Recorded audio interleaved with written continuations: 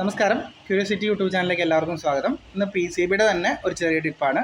നമ്മൾ ലോക്കലായിട്ടുള്ള P C B design ചെയ്യുമ്പോൾ, അതായത് സിംഗിൾ സൈഡ് ഡിസൈൻ ചെയ്ത് ഇവിടെ ലോക്കലി കൊടുക്കുമ്പോൾ നമ്മൾ ഒരു കാര്യം ശ്രദ്ധിക്കണം. ട്രാക്ക് വരയ്ക്കുമ്പോൾ നമുക്ക് ഏറ്റവും ചെറിയ ട്രാക്ക് വരയ്ക്കാൻ പറ്റുന്നത് 0.5 ആണ്. അതിൽ താഴ്ത്തി ഒരിക്കലും വരയ്ക്കരുത് ട്രാക്ക്.